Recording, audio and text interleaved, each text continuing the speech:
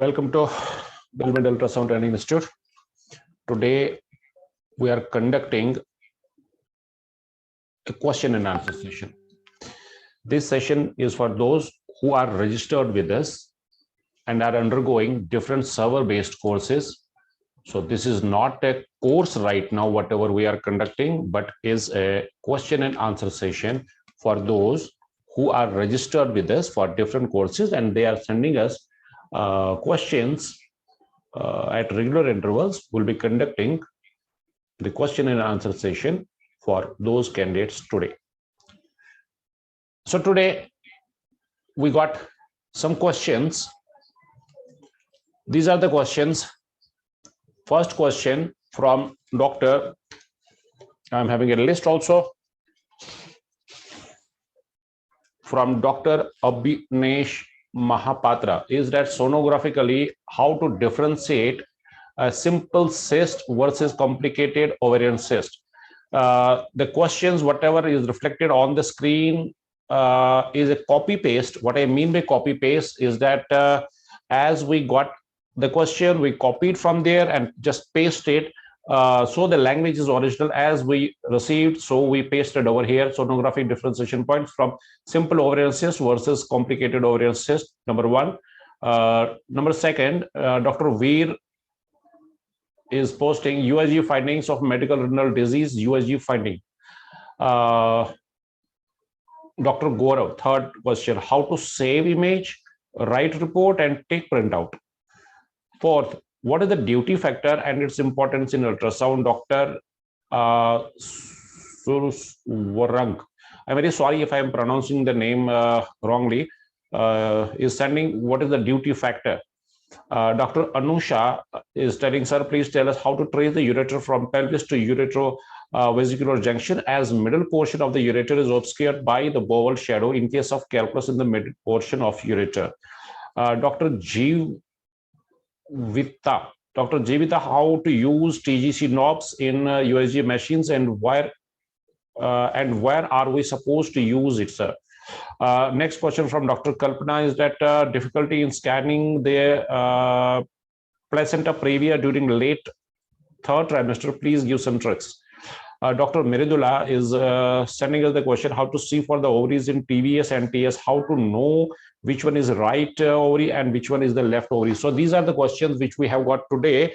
We will discuss one by one these questions. Before the list, I will take the list first, but if you are having any question, whosoever is online with me right now is having any question, please raise the hand. What I mean by raise the hand, that you have to what you have to do, you have to raise the hand, where not the physical hand, not this one. There is a more option. The three dots are there. That is more option itself. There is a option of raise hand. You have to just click on the raise hand option. A pop-up will appear and we will unmute your system and we will take your question. So if anybody is having any question, please raise the digital hand, which is in more option.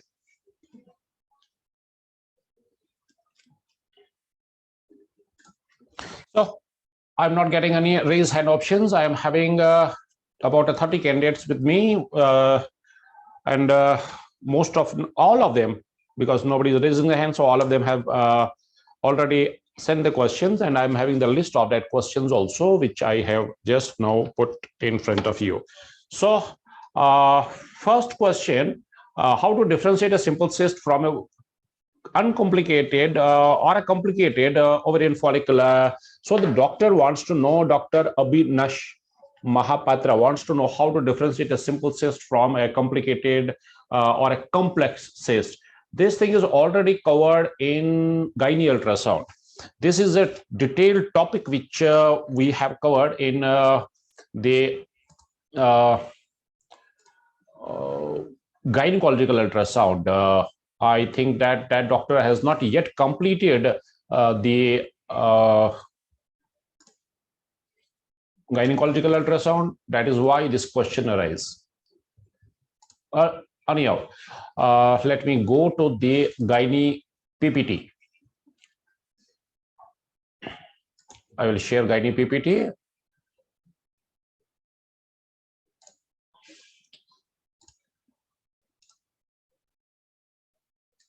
So this is that class, which is of about a 1 month. This is a 1 month class. Now that doctor has probably not completed the gynecological ultrasound. So anyhow, let's go to that part which is differentiating the ovarian cyst simple from a complex one.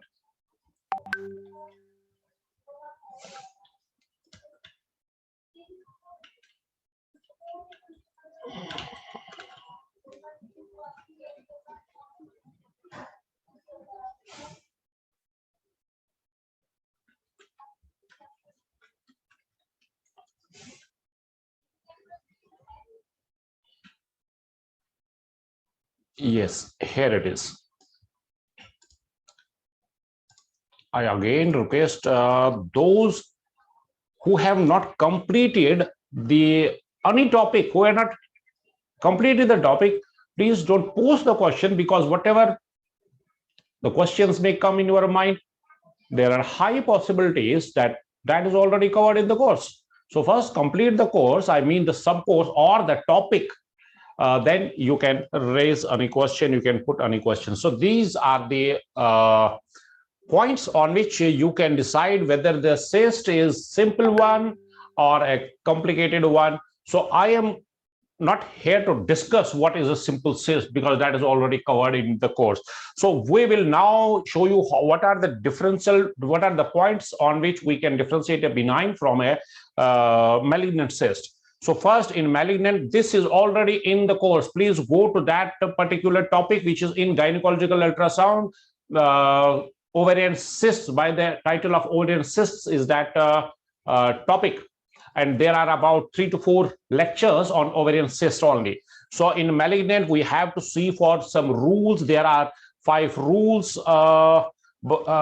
I will say points. There are 5 points on which we can label any cyst to be as a malignant. And the first one is that if the tumor is irregular. Second is if there is ascites.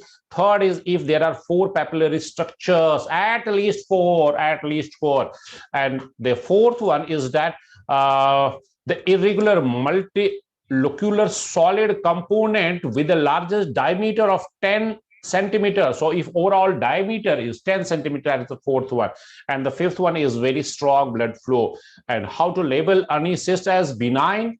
First, unilocular. Second, if the solid component, I'm not now talking of the cyst itself, the solid component in the cyst is having a diameter of less than 7 millimeters, and the presence of the acoustic shadows, and multilocular tumor with a diameter of less than 10 centimeters, and lastly, there is no blood flow. So these are the 10 points, 5 towards malignancy and 5 are going in favor of a benign cyst. So this way you can say whether I am dealing with a malignant or a benign tumor.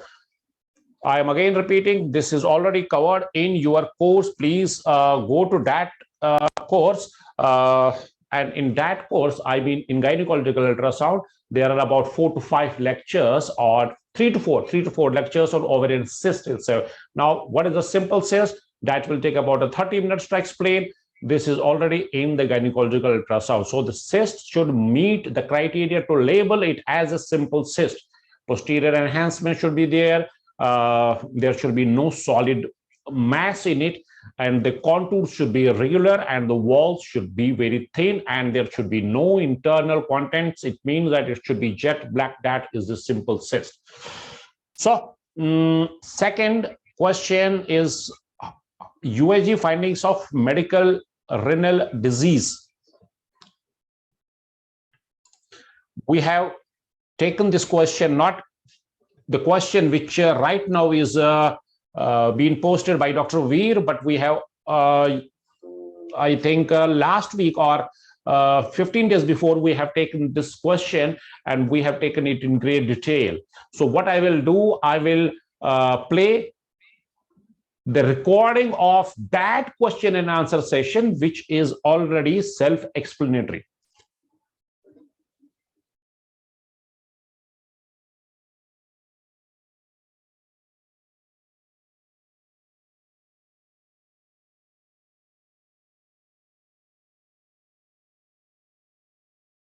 Which is over here. And let me now go to the, this is the complete class of the kidney, and the question was this: classification of renal parenchymal echogenicity. Now see, first of all, you have to understand, let me take it, the crop, yeah.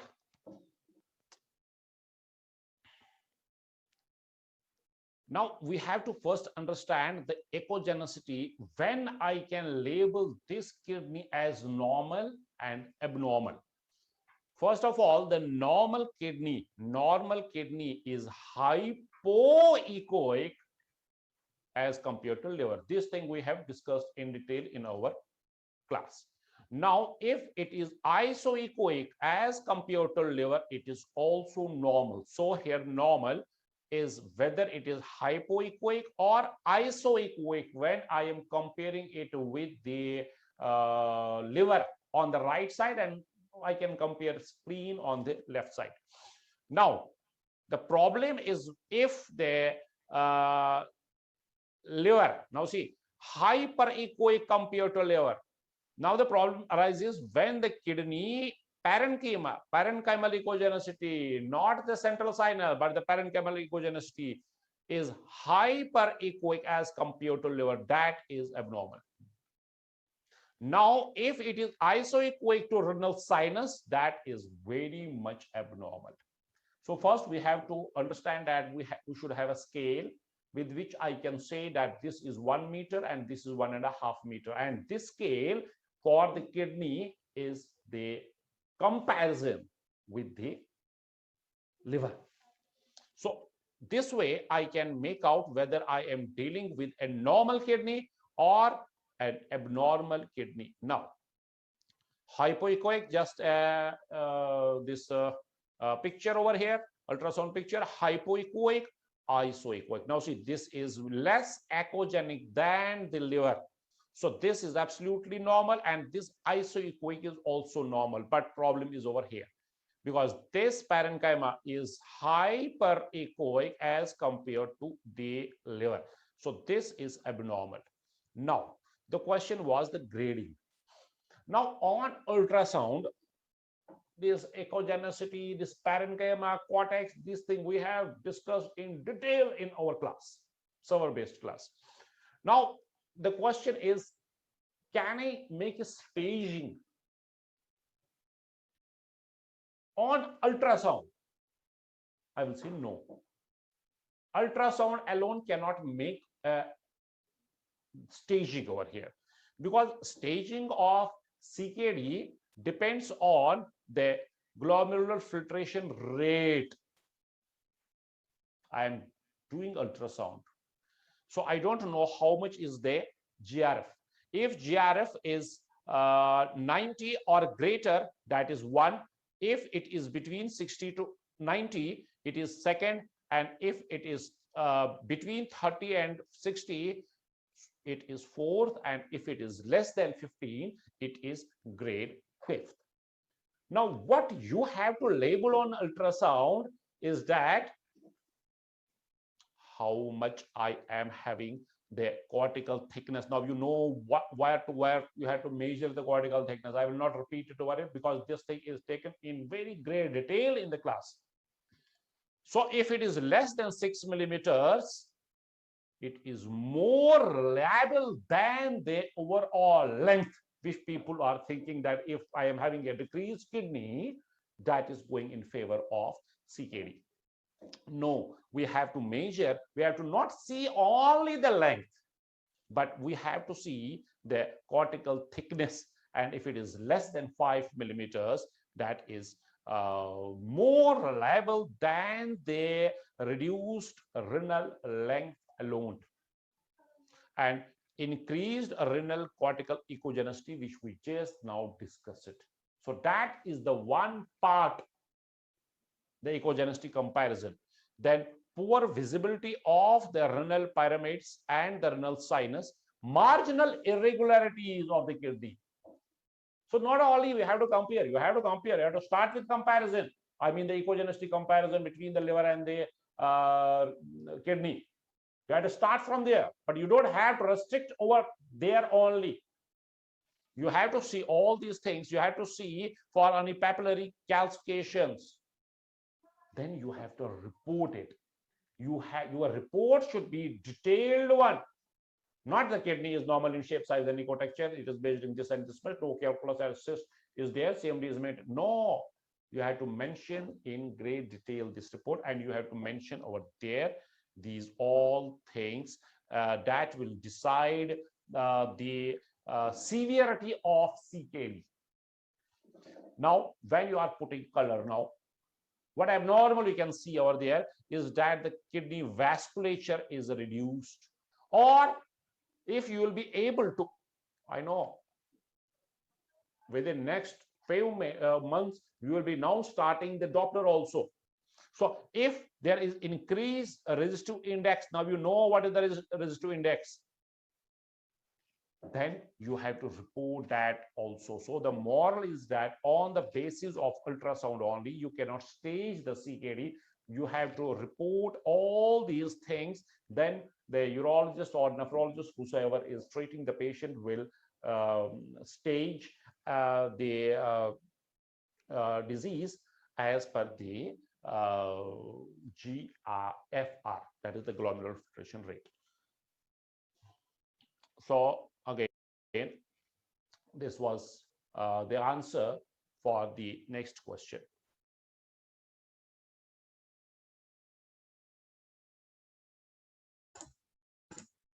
So now the question from Dr. Gaurav is that how to save an image, how to take a printout. Now, time and again, I am saying one thing, that you have to see to your machine where is the knob of what you are about to use. I cannot say that the print knob or the save knob is on the left hand side or on the right hand side that you have to search for. So this is the point which I am time and again saying, please see to your machine, and if you are able to use your Android phone, then you will be able to use your machine also, because that is nothing but the software. And in that software, there are multiple knobs. You have to see where your knob is. Now, for example, this is the machine, control panel of the machine. Over here, the gain is over here. Now, if somebody will tell me what is the gain, if I am using this machine, then I will say that gain is on the right side. And where exactly? At 2 centimeters from here and at 60. No, you have to see yourself. You should know what for is gain. That is the point. Now, where is the gain? How can I say where is the gain in your machine? That you have to see. Now, the question is how to save an image. Now, in some GE machines, there are, now see, there are these knobs over here. This knob, let me see, yeah. Now here we are having P3, P1, P2, P4, these knobs. In this GE machine, the P2 is for save. Now it doesn't mean that you have to search for P2 in your machine also. And if your machine is GE and the same series, then it will be exactly over there. But unlikely you'll be using the same machine. So please put questions, I mean the relevant questions. How to take a printout? There is a Sony Thermal, for example. In Sony Thermal, there is a button, print print, print. You have to press over there. So please put your questions. What should we discuss today is the your points from the theory, from the practicals, not these types of questions, how to take a printout. So you have to behave with the machine like you are behaving with your Android phone. When you are purchasing an Android phone or any Apple phone, are you contacting the customer care how to make a call? No. But if you are sitting on the ultrasound machine, you are assuming that I should know where to press and when to press. That is big no. You have to see to your machine where is the print button and where is the save options. You have to see to the machine because it is different from machine to machine. Okay, next question from Dr. Swar Rang is that what is a duty factor, and in ultrasound, what is duty factor? Now, you have to understand one important thing is that machine, try to understand, this is very important concept. Machine is working. By working, I mean sending the beam, sending the pulse rather, in a very short period of time. In a very short period of time, machine is sending the pulses. What I mean by that? If machine is on for 1 hour, for example, I'm just giving an example. If machine is on or you are using the machine for 1 hour or 1 minute, let us take 1 hour.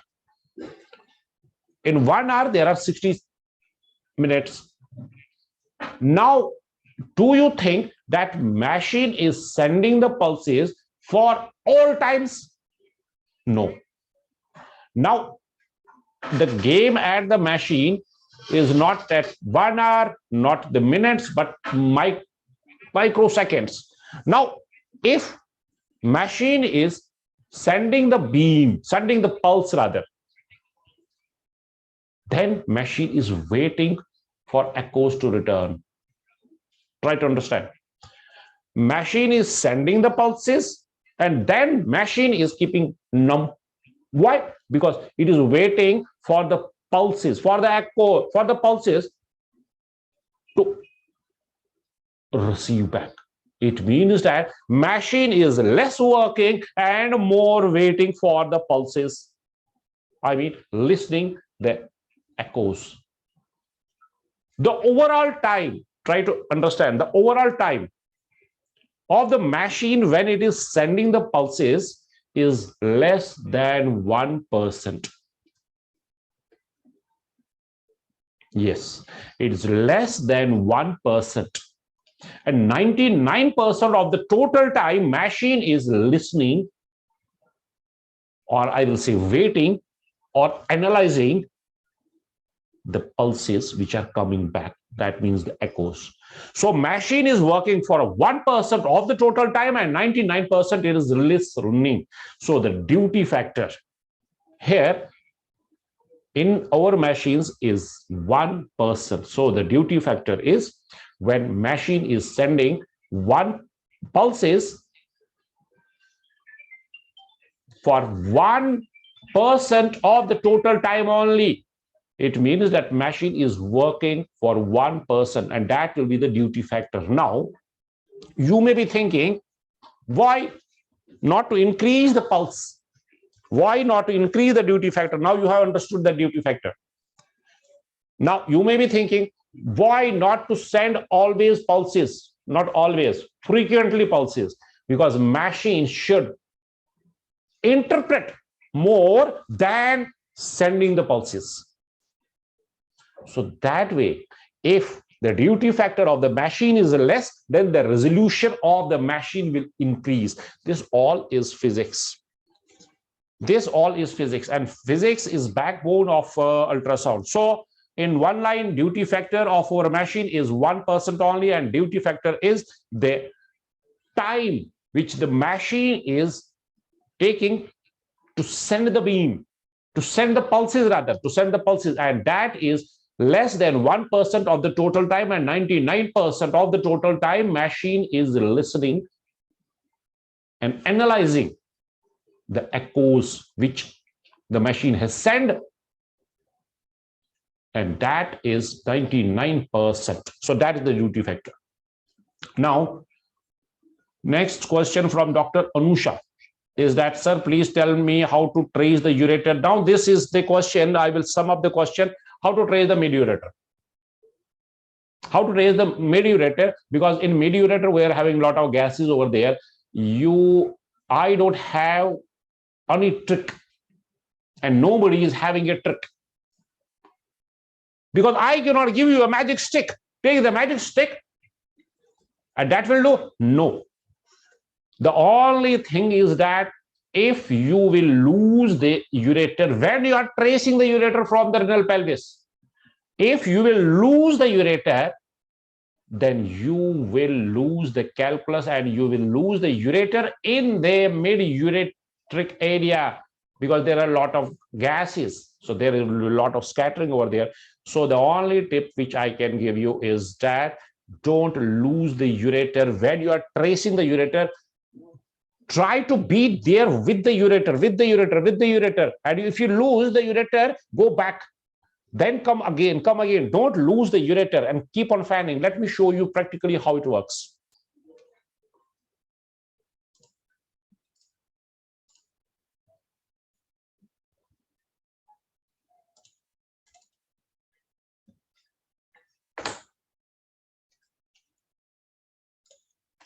Now see, this is the real patient which we are scanning. We are scanning from the kidney first. In this side of kidney, I am not getting anything, any abnormality. Now let us go to the other side. This is the left side one. In left side one, let us see if there is any hydroureter. Now see, yes. So this is the hydroureter over here. So this is the kidney, overall kidney, and this is the ureter. Now, I told you, I will not lose the ureter. If I will lose the ureter, then I may not get the mid-ureter. Now see, the tilting, the fanning of the probe, the tilting of the probe. The only point is don't lose this ureter. Don't lose this. If you lose it, you will not get the calculus over here. So go back and try not to lose this. And if you lose this, you will not trace it. That's all. So now this is the ureter, and these are the fannings, these are the tiltings of the probe. Now see, the calculus is coming up over here. I'm trying to go to the calculus, but I am not, because I am losing the ureter in between. Whenever I got the ureter, then the tracing will do. Now see over here, I will keep num for 30 seconds. You will see how to fan it, how to tilt it. So you have to send beam through different angles, and parallelly, don't lose the ureter. You have to trace the ureter and keep an eye onto this area. What is this area? Where there is tapering, and wherever there is tapering, there will be a calculus over there. Now see yourself.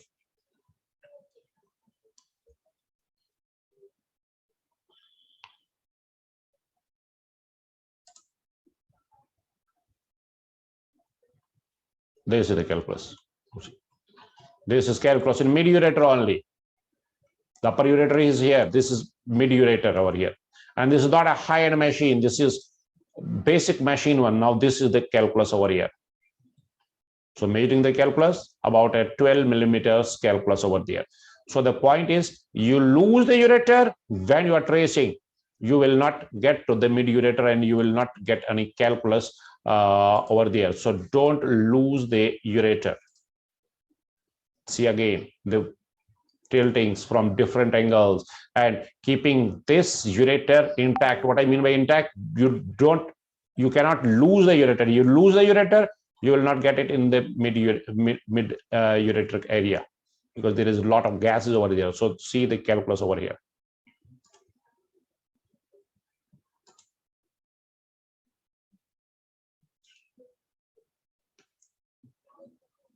So this way. Okay. So this was a brief demonstration of a patient having a calculus in mid-ureter. So the point is, trace the ureter and follow the ureter. You lose the ureter, you will not get it in the mid-ureteric area. That's it. Now, next question from Dr. Jivita. Dr. Jivita is sending us the question, how to use TGC knobs in Usg machine. How to use? Very simple. There are some knobs in machine which is TGC, and how to use? Hold it and slide it. Well, do I need to show you the TGC knobs?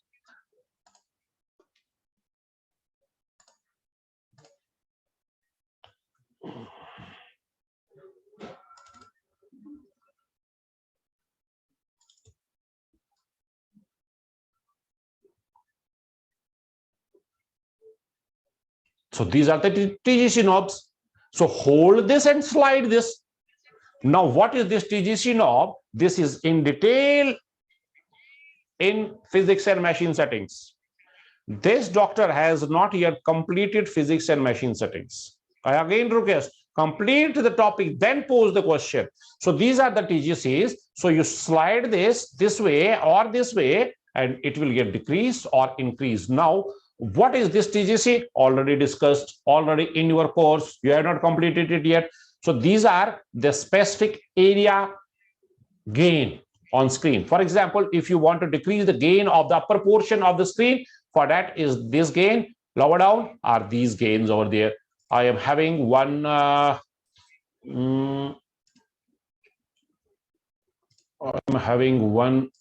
video also of machine while using these knobs. So I will try to get that.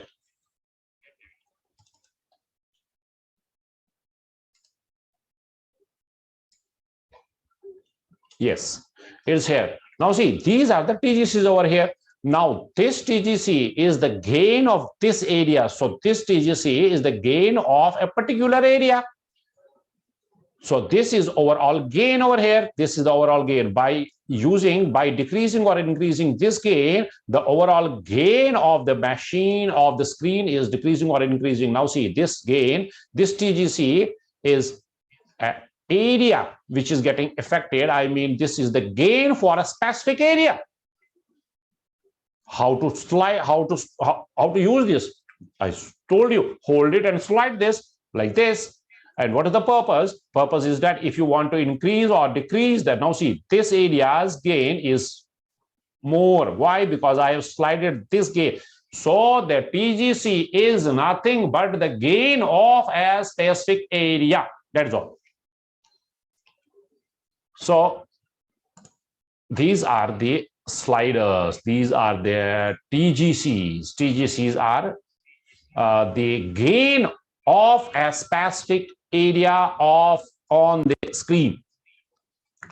Okay, Dr. Kalpana, next question. I am having a list of your questions in front of me. Next is that I am feeling difficulty in Dr. Kalpana, difficulty in scanning placenta previa during late trimester. What to do? Now see, Dr. Kalpana is posting the question that in third trimester we are not very exactly getting the lower end of the placenta, so hence we cannot make out whether this is low lying placenta or previa if we are in late third trimester. Dr. Kalpana, you are very right, because the fetal head, if at the level of the internal os, there will be a lot of shadows coming from the fetal head. So hence you cannot make out the lower uterine end of the placenta. Then you cannot make out whether I'm dealing with the low lying placenta or the marginal or the complete previa or marginal previa. The only thing is that what you can do over there to insert the probe, to take a TVS scan, because when you are inserting the probe, you are having a high chances of, try to understand, you are having a high chances of hitting the placenta first if it is previa, then the fetal head. So insert the probe if you are feeling difficulty, but the point is that placenta previa is not a third trimester diagnosis. it is there since beginning. It means that it will be there in first trimester scan also, second also, and third also. But the point is, in India, not always the patients are doing a proper scans at proper trimester. If the patient is come for the first time, insert the probe, because if it is previa, try to understand, if it is previa, then when you are inserting the probe, you are hitting the placenta. I don't mean that you are hitting by your probe. The beam is hitting the placenta first, so it will be much clear on TVS.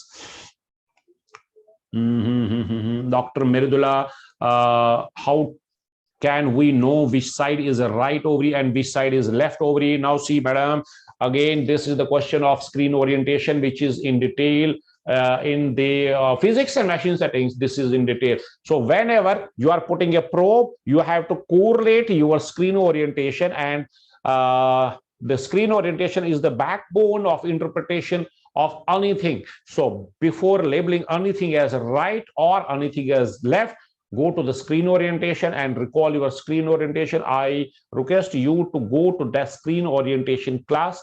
That will take you about 30 minutes to understand the screen orientation. And once you have understood the screen orientation, this question will never ever come in your mind for whole of my life. That is my promise.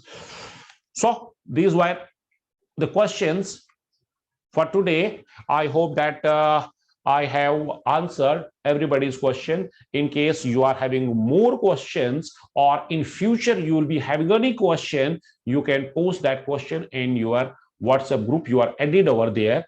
We will take your question, and we will take these interactive sessions which we are taking at regular intervals. But again, a request, in case you have not even touched the topic, please don't post the question, because first go through the topic and complete it. At least, for example, if somebody yesterday posted a question on our helpline number, are arteries red and veins blue on color? And when we reply to that person, have you completed the color Doppler? He told me on our helpline number, no sir, not yet. Now the point is, if that doctor has not yet touched, not talking of completed, not touched the topic, how can anybody post a question? So first complete the topic, or even complete it by at least 50%, then any question, I will be more than happy to answer your question. Thank you very much. God bless all of you.